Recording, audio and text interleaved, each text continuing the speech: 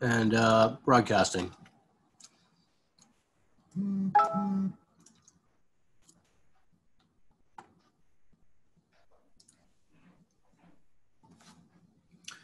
At the time, this present time, I'm not seeing anybody in the audience, which is a little bit odd. Heather said she might be. Or attendees. Yep. There we go. We got a few folks arriving to our meeting.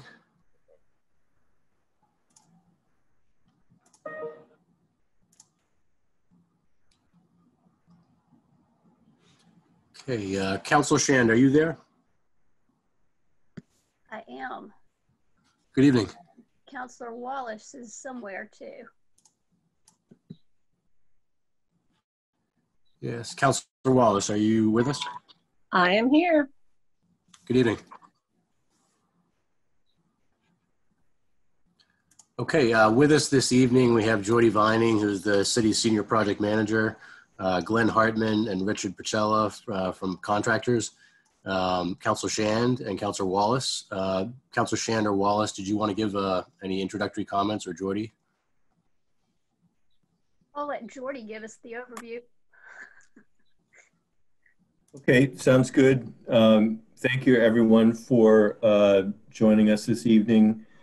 I think my working assumption is going to be that people are generally familiar with the purpose and the background of the Safe Routes to Schools project, which is focused on this 1,800 or 2,000 foot section of High Street, which can be seen on the shared screen there, and is focused on primarily on sidewalk and crosswalk improvements to improve the ability of students as well as the general public, all of us, but particularly students, to get to and from school using bicycles and their own 2 feet, as opposed to motor vehicles. And I think what we might do is I will pass the baton over to Glenn and Richard, who represent the state contractor working on this project. We don't have with us the Mass DOT resident engineer, Laura Beth Solomon, who's running the project, but Glenn and Richard can perhaps give us a quick report on the status of the project and what they're working on right now and what they're looking towards in the next couple of weeks.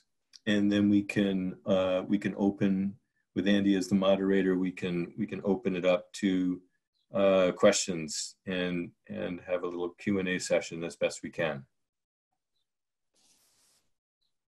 Great. Good evening. This is Richard Pacella, president of RM Pacella, contractor doing the work out there for the Safe Routes project. As I'm sure many of you have passed through in the past couple of months, have recognized that there's been a heavy concentration of some utility work, new drainage, some water relocation of existing hydrants, and as present, some excavation for the new curb line and sidewalk. Going forward over the next couple weeks, I think that you'll notice that new curb lines will start going in, as well as the preparation and installation of new sidewalks.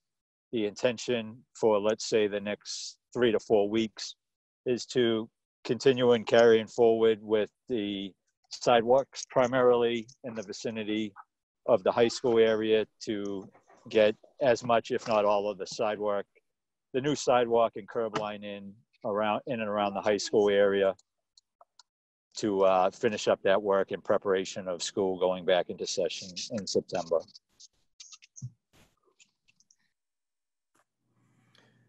Okay, sounds good. I think with that, our main purpose here is to try to answer questions.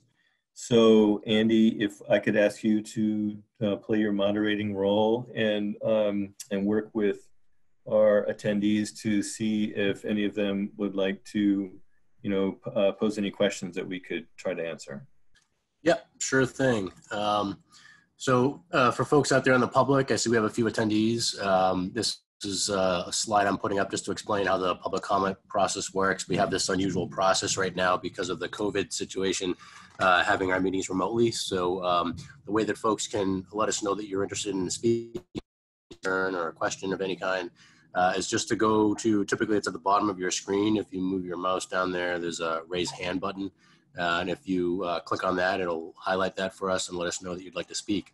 So if you have any questions for city officials or counselors, Office of Planning Development staff, or the contractors, just raise your hand. We'll give a moment or two for folks to identify themselves if they're interested. So my hand's raised, Andy. Oh, sorry, Counselor, please go ahead. I was looking at the attendees list. Please go ahead. No problem. So thank you, Mr. Hartman and Mr. Pacella, for doing this. So I am the Ward 3 City Councilor, which is basically where this entire project is, including the area where you're using Cushing Park as the laydown area.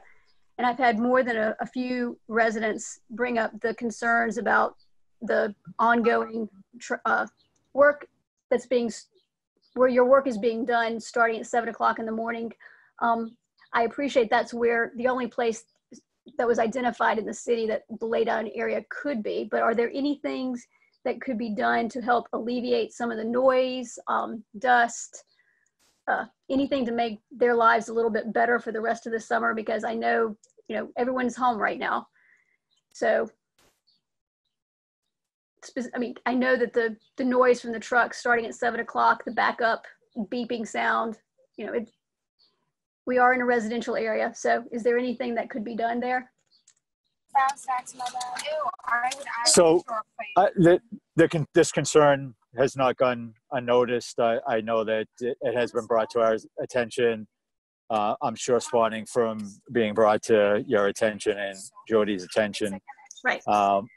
So I think we have taken some mitigated efforts to try to alleviate these concerns.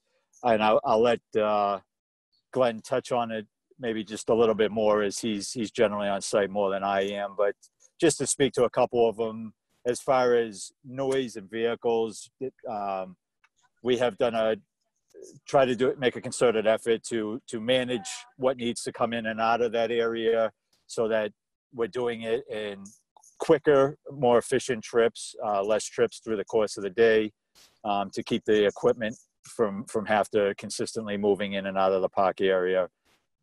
Dust has also been mitigated with some calcium chloride, and at times utilizing water to keep the dust down.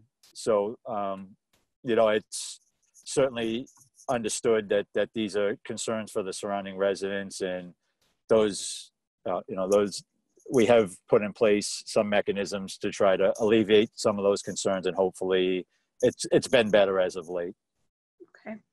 Okay. All right, Andy, I think you've got some more folks.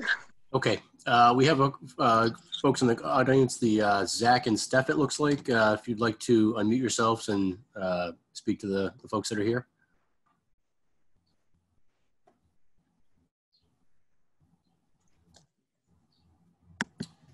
Zach and Steph, you'll have to unmute yourself on your end. There's a unmuting feature on your end you'll have to do as well.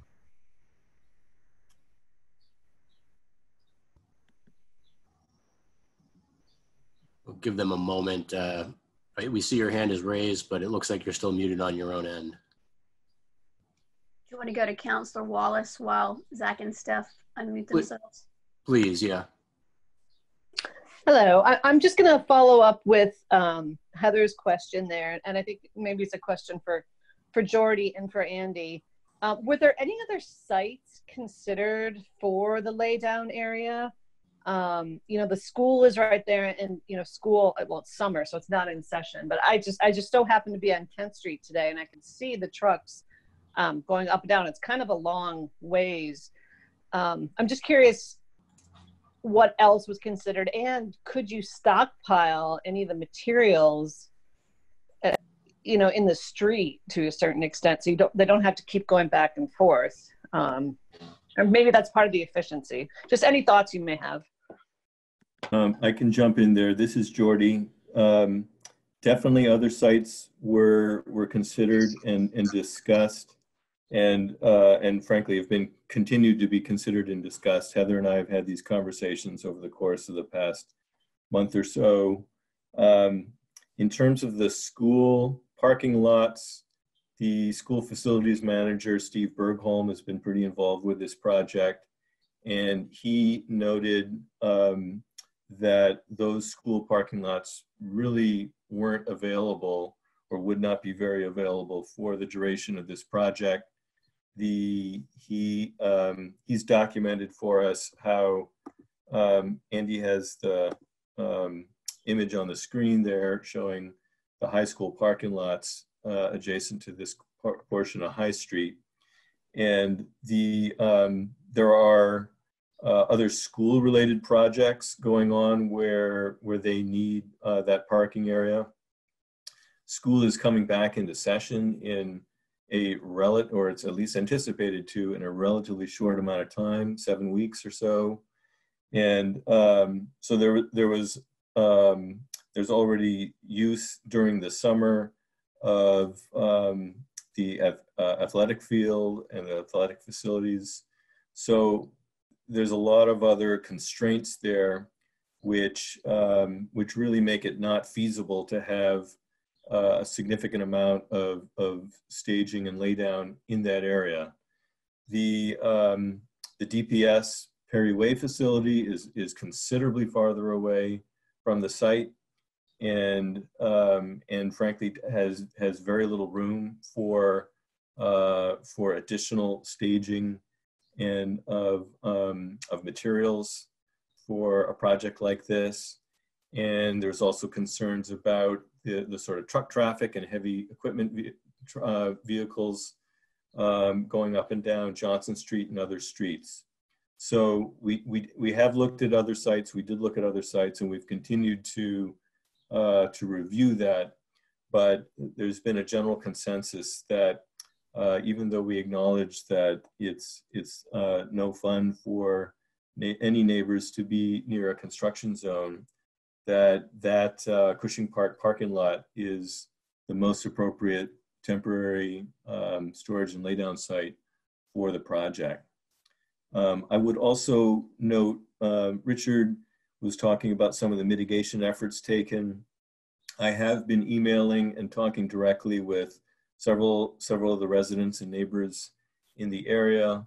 One of them had, for instance, asked whether there was an alternative pattern for some of the heavy equipment to take to try to minimize the backing up and the associated beeping. And Pachella has done that. For instance, they arranged to have some of their the concrete drainage pipes stacked up in a line outside of the fenced area, so they could come in with the loader, pick them up, turn around, and leave. I saw them doing that this morning, and it's a very quick operation with sort of a minimal amount of beeping and so forth. So I think that especially in the past few weeks, there has been some successful efforts made to mitigate the dust and to sort of minimize the amount of noise there. The equipment is not there 8 hours a day. There's several trips there, and I do believe it's lessened now that most of those concrete structures have been moved out and installed, underground in terms of the new drainage system. So that's some of the context around that subject. All right, that answers my question. Yeah, as long as it's always being monitored, and it sounds like you guys are on top of it. I have some other questions, but I'll wait until after if there's anybody else that wants to speak. Thank you. Okay, just want to give another opportunity to Zach and Steph, if you are able to unmute yourselves. Let's try this. Does this work? We can hear you, yes. Oh, terrific. Great. So we're at the corner of Summit Place and High Street. First of all, thanks for hosting the meeting. And secondly, from our perspective, you guys are doing a good job. It's a difficult thing. It's disruptive, but you know, we all want to get through it. And then from our perspective, you're doing a pretty good job on all this. Two specific questions. Do you anticipate, are you planning for a crosswalk at Summit Place across High Street? And then secondly, what's the anticipated completion date? Andy, do you want to pull up the those plans? Yeah, I will pull up that particular segment of the construction plans if you want to speak to that. Show the crosswalks, yeah. While Andy's doing that, Richard or Glenn, would you like to speak to the progress and the schedule? So yeah, I'll take that from, I guess, 10,000 feet without getting into the weeds of the day-to-day or week-to-week stuff. The schedule was initially sought and is progressing at a rate that we anticipate having the major components of construction done this construction season. So that would put us into December, where hopeful and progressing at a way to hopefully be as far as final pavement by the end of the season. But, you know, weather will certainly play a factor in that. And I guess at a minimum, we would have the bulk of the construction, sidewalk, utility work done and be looking to finalize the project with final paving and pavement markings in the spring of next year. Okay, so construction through the fall, but probably at a lower rate. And then some follow up in the spring is what I'm hearing. Yeah, from an overall impact, I hope that the surrounding neighborhoods will see going forward maybe a slight less disruption. As Jordy had mentioned, the majority of the drainage work has been installed, which is a lot of the deep excavation, a lot of the larger concrete structures. There is some drainage to remain that should be finishing up over the course of the next month or so, leaving general excavation for sidewalk and then new curb line installation and sidewalk installation. Still requires a good deal of excavation and trucks and machines and, you know, disruption for the pedestrians and to walking traffic to utilize one side of the street or the other. But hopefully the overall impact of the surrounding area will lessen from this point forward and continue to lessen as we go on into the fall, into the winter. And then again, yes, correct. And so as of next spring, should really be at the point of just some cleanup. Again, maybe final paving, which is, you know, generally runs itself out in a week or two of a lot of truck traffic and then nothing into line striping and punch lists, which have it down to very to little impact. Got it. Thank you. And in terms of crosswalks, Andy's pulled up some of the plan sheets here. I'm not quite sure if you were asking about a crosswalk across Summit Place, but as you can see on the shared screen there is going to be a crosswalk across Summit Place with the bump outs. Yeah, and he's circled it right there. So yeah. The bump outs, you know, are intended to lessen the distance that people have to cross, so there's less exposure to motor vehicle traffic, and also keeping cars from being parked too close to that intersection, which interferes with sight lines, and then the associated, you know, handicap accessible ramps and so forth. So that crosswalk is going across Summit Place. And if you don't mind zooming back out, there's not a crosswalk there across High Street. You can see a crosswalk over there at Carter Street on the left, and then there's another one over. So Kent Street, down by Kent Street, will be the only one to the right. Kent would be the one on the right, I think. Yeah. Kent, that's right. So no new crosswalks on High Street. Yeah, well, that's good. Okay. Okay, thank you. Go ahead. Yes, thanks. All right, Andy, I have two questions just to follow up. So one, when the project started, y'all originally had some drainage and sewer line issues. Have you had any problems since the first week of the project? Sounds like y'all are getting close to being done, but I hadn't heard of any other problems of sewer lines needing to be replaced. No, there was no other, thankfully, there was no other issues like that with sewer lateral lines. And you've got about a month left of work to be done? Or are you done with sewer lines? Well, we haven't been replacing sewer lines, but the Drainage anyway. Yeah, Glenn may speak to this a little bit more, but they're very close to being done with the drainage work. It's just in a couple of other little spots. Okay. And then my second question is, I know I've noticed sidewalks being closed on the side next to the high school. I'm just wondering, I'm sure this is probably taken care of, but assuming the sidewalk on the other side of the street is open, so it's not a problem for folks to continue traversing down High Street? Absolutely correct. Yeah, it would be most efficient from the project's perspective, a more narrow perspective, to just take everything out at once and have no sidewalks. But we can't do that, and so we always have to have the detours available to allow passage for people. So in general, as you can see when you go out there, the sidewalk excavation work's been done on the high school side and not on the other. I do know that some people are, just continuing to sort of informally walk over there when there isn't work going on, but that is the arrangement. Okay. All right. Thank you. Are there any other folks out there in the public who have questions or comments of any kind? We've heard from, we have a few other attendees. Not sure if there's any questions or if folks just wanted to tune in. We have Mary D'Ambrosio, if you'd like to say hello. Hi, good evening, everybody, and thank you so much for having this. When you had a prior, as far as discussion regarding what was going to be taking place, my name is Mary D'Ambrosio. We live at 71 Washington Street, and I know my husband, Peter, has been in contact with you all. And unfortunately, he wasn't able to make tonight's meeting, so I'm representing our family and our home.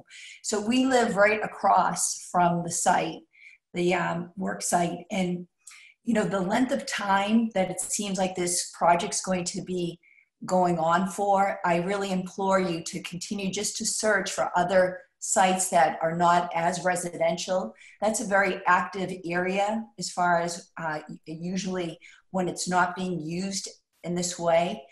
We have had prior summers that, again, it continues to be used in this as far as a staging area. And this is, honestly, when we moved back to our home, we were out of our home for a short period of time. When we came back home and saw this, we just honestly were very surprised about just the involvement. And we do appreciate and have noticed that things, as far as the noise and whatnot, I know that there's efforts being made, so thank you for that. But now we're on to rocks and just the dumping, and once again, it is a residential, highly trafficked with children, bikes, usage. So I understand the noise factor in the sense of warning people of backing up and the safety of that. But at the same time, due to this, the situation we're living in, people are working from home, including my husband. And we often, it's just so distracting to have all of this commotion that he's often had to leave the house to work elsewhere, whether it be down the street at Cashman, just to have some quiet.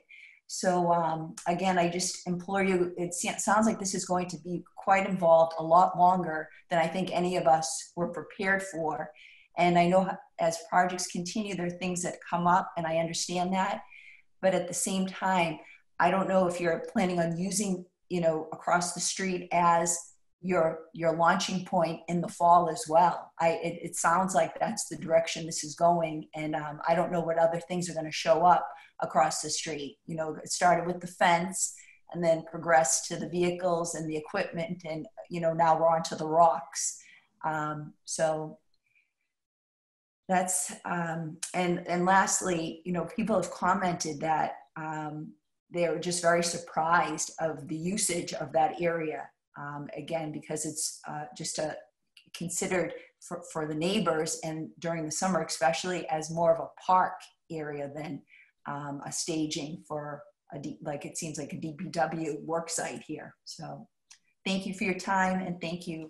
I hope that I was able to articulate just some of our concerns, and also that you were able to get some answers to some of the questions raised. Thank you, Mary. I have been emailing back and forth with your husband, Peter, and I thank you for your understanding about this project. I do recognize the frustrations that you're articulating there. I used to live around the corner on Eagle Street. You know, I know the area very well, and had my kids growing up using the park. The park obviously has a somewhat convoluted history with that great big paved area, and basically the determination some years ago that it was going to remain a great big paved area, primarily for winter off-street parking, as opposed to returning it to a grass park the way it was 50 or 70 years ago before the factory turned it into parking. So having it as a big paved spot has led to certain types of uses by the city, by the DPW, DPS. So in terms of, you know, I think we can all work together in terms of future projects. There aren't, as I think I said to your husband, I can't remember now, I'm not aware of any other projects that are on the horizon. I know that part of the concern is there was a previous project a few years ago, I believe, by the local DPS, and now there's this one. I'm not aware of other projects on the horizon, but we should all be taking this into account when new projects come up.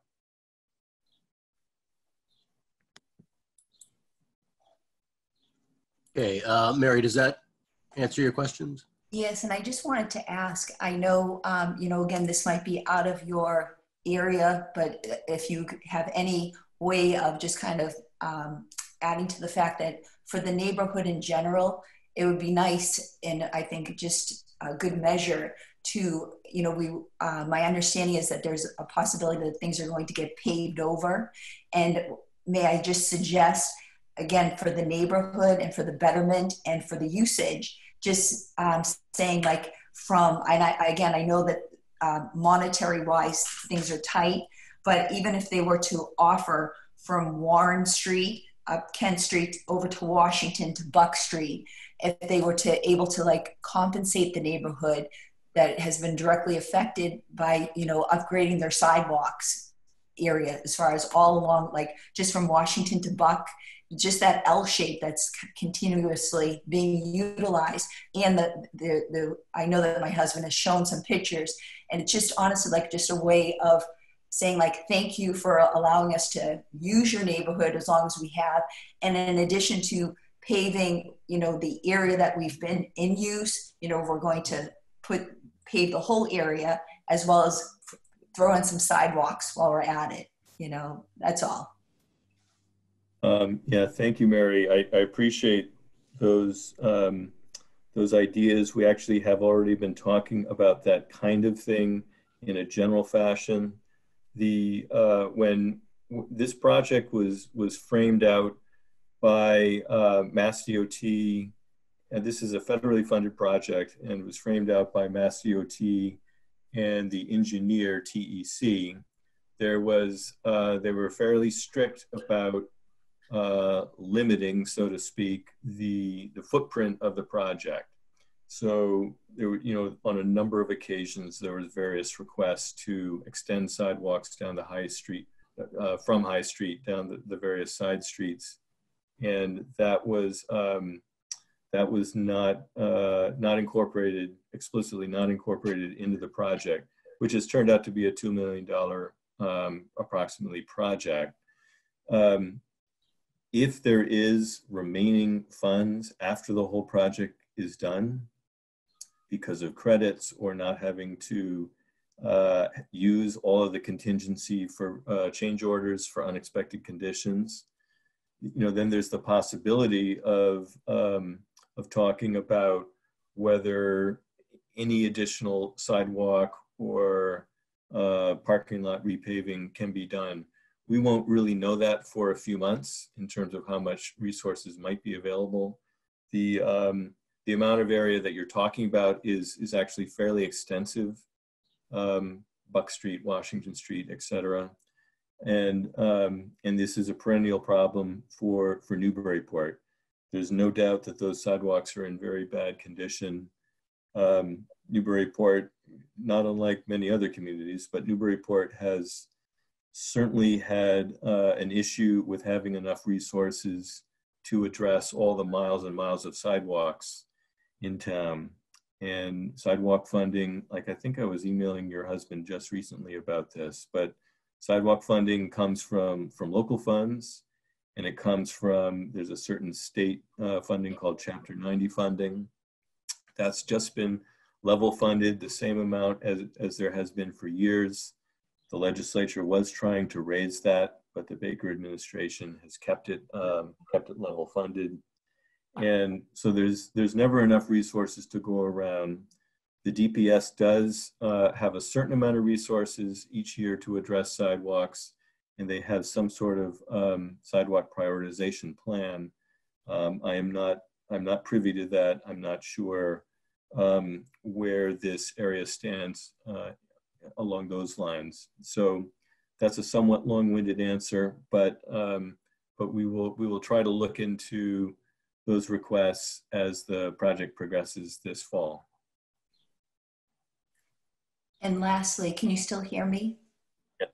Okay, and lastly, I just wanted to ask, so are we expecting, from what I'm hearing this evening, that this will continue to be the staging area onto the fall, and that it could go longer than that?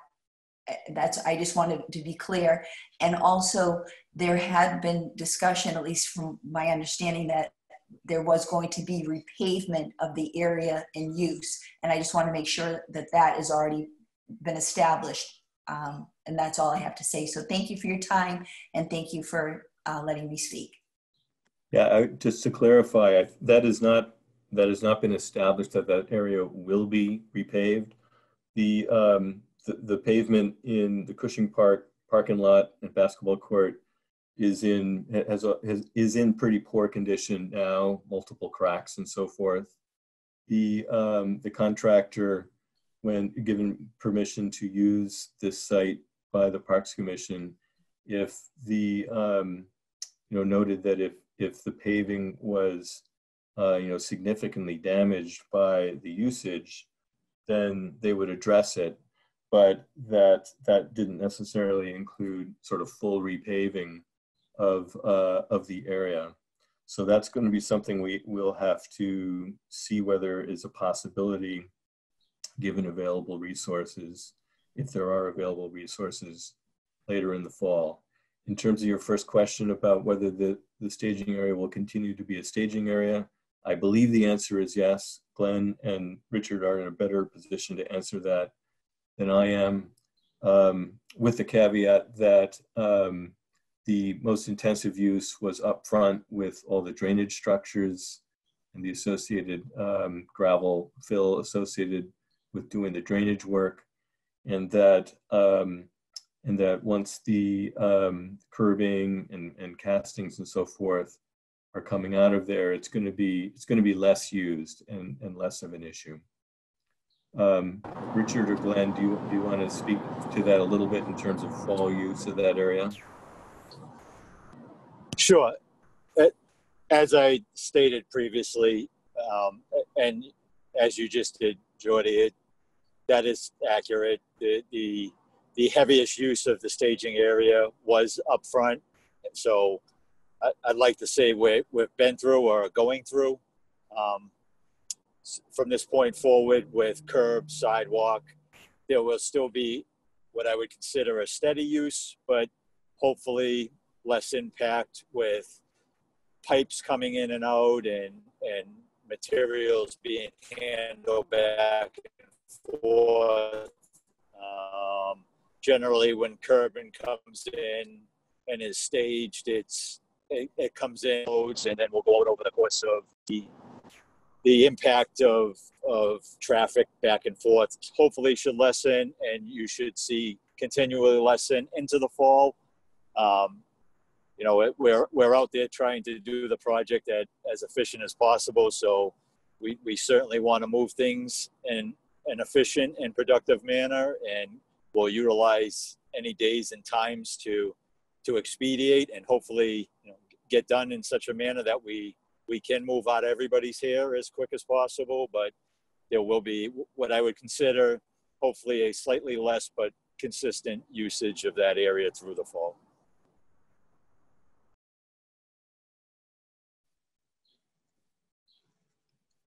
Okay, we have another Mary in the audience. I just want to give an opportunity for her to ask questions or comments as well. Mary Cradgick, yeah. Hi, thank you for this opportunity. Just a couple comments. On 232 High Street, toward the end of the project area. I walk High Street multiple times a week, and I realized today that the one crosswalk that's available goes right into the torn up sidewalk near Toppins Lane. I was coming back from Market Basket with a heavy cart full of shopping items and had to come down into that dirty area in order to get to the crosswalk. I think there should be some attempt to make temporary crosswalks when something like that happens, so you're not having to walk into, the torn up areas. Hopefully that won't be something that recurs all that often, but anyway, it's something to be thinking about. The other comment really isn't about the project itself, but it's about the people that are working on the project, as well as the police who are coordinating some of the traffic control. I have seen multiple groups of people, both contractors and police, standing in groups not wearing masks. And as one of the people who's in a high risk category, that disturbs me, particularly our police who should be representing the policies of the city. So anyway, just an observation. I'd like to see people being a little more conscientious about it. I realize when you're doing heavy work, wearing a mask is difficult, but when you're standing around talking in a small group, I think you should be able to wear a mask. That's it. Thank you.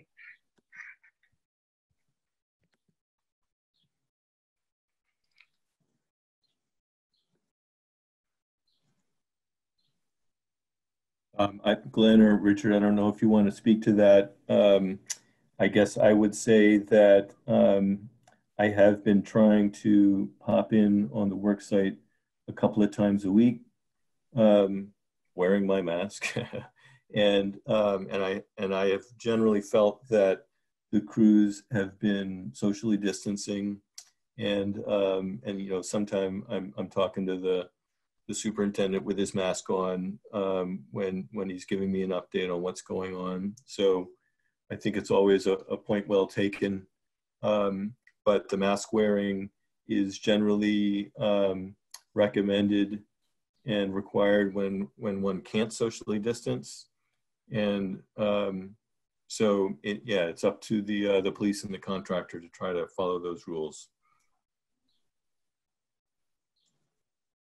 Concern noted.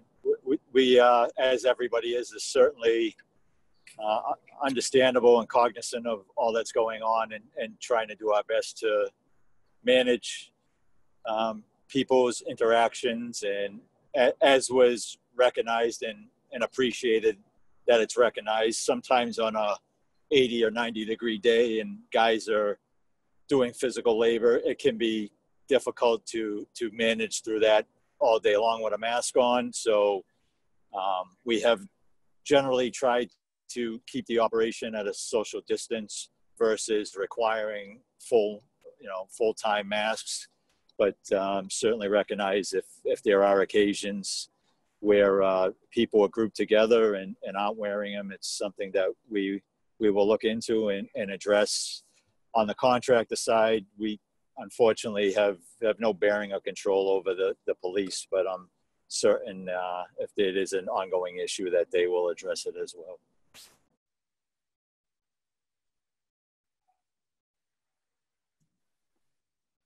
Okay. Do we have anyone else in the public who has questions or comments or concerns regarding the project?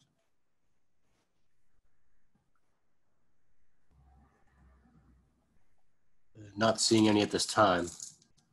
Go a few more, Andy, and we can wrap it up. So I would like to thank Mary for pointing out, the police should be wearing masks. So I think that's been noted on more than one occasion. So hopefully we can bring that up with the mayor and Marshall Murray on that. Thank you, Kitty. So the last meeting we had, the comment that was made by the folks was Cushing would be repaved after all the heavy equipment left. So I hope that is still going to be I don't expect to have it ground down and, pristinely repaved, but to at least have any damage done fixed. I thought that was part of the plan. And that's not even a question. Y'all can talk about that one later. The other one that I wanted to bring up, Jordy, we had talked about DPS and the helicopter pad down at Perry Way prior to the hospital, when they were going to be doing their upgrades and requiring a different location for the helipad. Is that location an option? Just curious. I know you've stated that you don't want to be that far away from the site, but was that ever considered? I didn't know if the hospital was still doing their work or not. Talking about a helicopter pad down at the DPS on Perry Way? Right. So the plan, when the hospital was going to be doing their expansion, they were going to have to move the helipad to another location temporarily. I didn't know if that was still going on due to all of the events that have happened in the last few months. We voted on that probably the beginning of March. So yeah, sorry.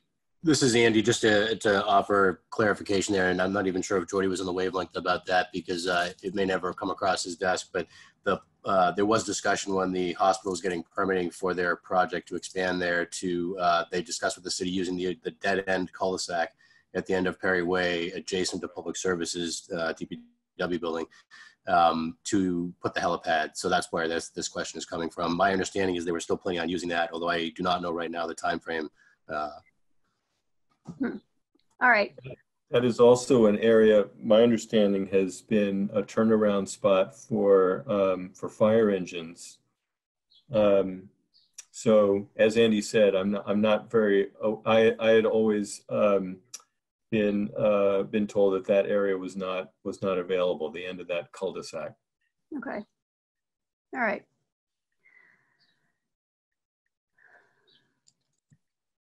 Oh, and Heather, so in terms of, you raised again the notion of the repaving. Mm-hmm. I do think it behooves us all to be clear. What I believe Pachella had offered and will offer is if there's essentially potholes or something that needs to be filled, or a big gouge or something like that, that's what they've been anticipating a repair would be, as opposed to sort of a full skim coat or something like that of the entire area, that's what I was assuming. If there's a monster pothole, that is going to have to be fixed before winter comes, that's for sure. Exactly. Yeah. Okay.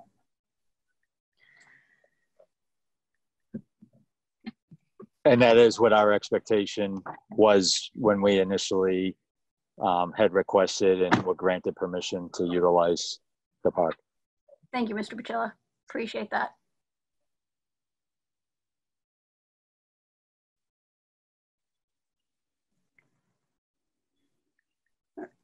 Councilors, do you have any other questions? I had a couple more questions, Andy. My hand was up, but maybe it's not showing. It's not unfortunately, but go right ahead. Yep, sure. Just a comment about the staging area, or lay down area, whatever you want to call it. Yeah, so I wasn't involved in these discussions at all. I mean, most of it is in Ward 3, and this was a while ago. But I think it might be helpful. You know, I could work with Councilor Shand and maybe with the planning office, just so we can kind of figure out exactly what's going to be happening. Because I think people still might be a little confused in exactly what activity is happening, how long is it going to go, and I realized the school site might have been, you know, ruled out, but it is a Safe Routes to School project. So I'm a little surprised that it was ruled out. So, you know, we can maybe talk about this offline, but just getting some more specifics and looking at the routes, and especially if they have to come back next year, maybe there's something we can do so that the residents near the park right now get a bit of a break. But I do have a question from a resident who could not make it, and it's more on the design. So you may need to pull up the plans. But, you know, we hear about the bump outs a lot, and I know these are new in Newburyport. So the question that he has is making sure, let me read this, is there's enough room for the bike lane so that they're at least 5 feet with the island bump outs. So first of all, I guess I want to confirm the width of the bike lanes, and then just confirm, which I assume it's designed correctly, but that there is going to be room. I do remember when the bump outs went in down by the parking garage, everybody thought it was too narrow, but it just looks that way, but it actually was to the correct scale. Yeah, I can speak to that a little bit, Christine. Sure. And I don't know if that's Ted Jones that you're. It was, yes. Yeah, because I've been speaking with Ted Jones about that. Okay. And I would also note that bump outs are actually not a new feature. Oh, I know. We've had them in but yes. downtown Newburyport ever since the you know, for many decades. It's essentially the same, you know, the same feature. So but the short answer is yes, there is room with the bump outs. Andy's showing this this rendering illustration. We can also go back to the plan that shows the pavement markings. But TEC, the engineer, laid the project out so that there's, I believe, 11-foot motor vehicle travel lanes, 5-foot bike lanes, and that's an expansion over the existing 4-foot travel lane, bicycle lanes. And then either a parking lane where there's room for parking, or the curb where the bump outs come out to. So there's ample room for all of those uses. Sure. What's the typical distance from the edge of the bike lane to the bump out, like 1 or 2 feet? I think that's approximately right. Okay. You know, portions of High Street, you know, in the old striping plan, we unfortunately haven't seen those stripes for a while because of the that other project. But some of those bike lanes had the curb itself as one edge of the bike lane. And that was done because of, you know, High Street having a non-uniform width as it kind of goes in and out for its couple of miles length. But in this case, there should always, not only are the bike lanes wider than they were, but there should be a little bit of a buffer. Excellent. Right at the curb there. Okay. Yeah, I know sometimes when you see it all built, it looks narrow, but it's doing what it's supposed to do with the kind of traffic calming. Just, can you refresh my memory what the widths were on High Street? Again, because we haven't seen the lines in a while, and what they are in this project for this segment. And what's the Mass DOT standard nowadays? Yeah, the Mass DOT standard is 5 feet now. The when the bike lanes were done, maybe was that something like 15 years ago, the standard was 4 feet, and so, or whatever the meter equivalent was of that, and so that was what was installed back then. Okay, all right, that makes sense. And then just one other question I had from another resident with regards to the intersection at Toppins and High. And that's where one of the bump outs is going to be. Just the concerns with making left turns onto High Street, that's always fun. But there's going to be no restrictions on any turning movements at all. Right. I mean, you can still do a left. Right. Will this help, do you think, some of those turning movements? I did tell her that it is designed to slow traffic down and visibility should be better. I'm sorry, so what is the question about whether there's any... Is it going to be easier to make left turns on High Street once this project is done? Will it be easier? Will it be easier? Well, I think it will slow traffic, correct? I mean, that's the point of the traffic calming. That is the point of the traffic calming, yeah. Oh, sorry, go ahead. And the bump out should help with sight distance, I would think. Yeah, this is Andy. I guess I would offer that I think it's going to improve visibility and safety. I don't know that the turning movements are necessarily improved or adjusted that much. We obviously made sure the designers or the engineers were making sure that there was enough room with the right radius of the islands and so forth to do that with the fire trucks and larger vehicles. But I don't think it's necessarily going to improve the ability to turn so much as just the safety of doing so. Okay. Yes, that makes sense. I would note that that it's not going to be somehow significantly worse to turn, and that as Andy was noting, the point of the project was really not to improve, but was to maintain traffic flow, but not necessarily to somehow improve it. And the focus of the project was the safety and security of other users, other transportation modes in the corridor, pedestrians and bicycles. Yes. Okay, that makes sense. And one other question that I hear, and you've probably heard it, people always ask, why can't we put traffic lights on High Street? Just what's your answer to that? I know there's certain volumes that are warranted for it, but that has come up. You know, I've been with the city for almost 2 decades now. You know, that does periodically come up from some quarters. I would say that the significant majority of Newburyporters do not want more signals along High Street because of it slowing down traffic.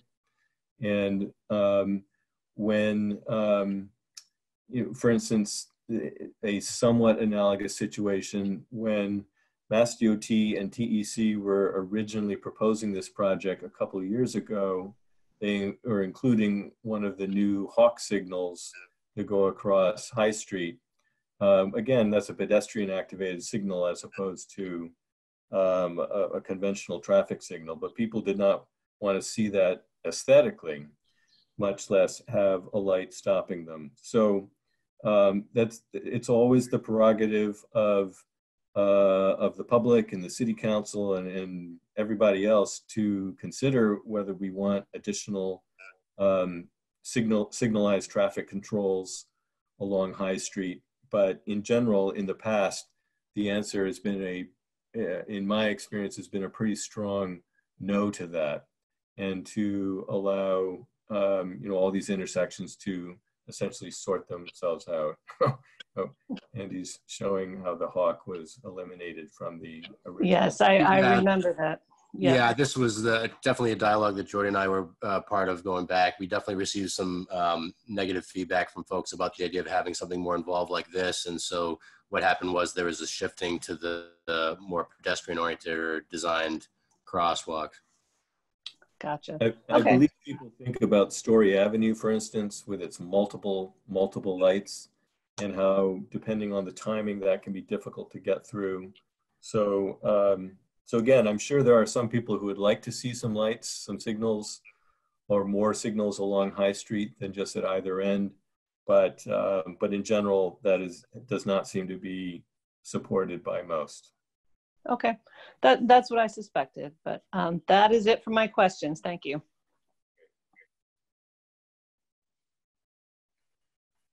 Do we have any other questions from the audience? I see a few hands raised, but that may be just folks who just forgot to lower them.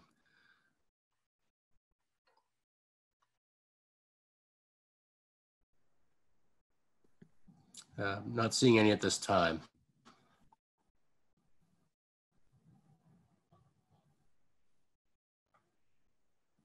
Councilors, did you want to address anything else? No, thank you, Mr. Hartman and Mr. Picella for joining us, and to Andy and to Jordy as well. Appreciate the taking your time to listen to us and answer questions. It is appreciated. You're welcome. And we appreciate the work you're doing out there. We look forward to you being done. Yes. Oh, well, we all do, right? Thank you very much. We appreciate your patience.